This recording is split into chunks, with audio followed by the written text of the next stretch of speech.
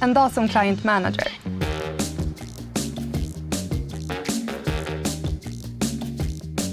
En dag på jobbet som client manager.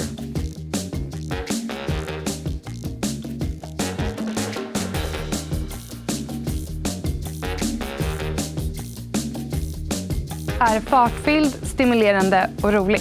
Den här veckan har jag hållit i 2 kundpresentationer, varit på 1 lunchmöte och en internutbildning. Är väldigt innehållsrik helt enkelt.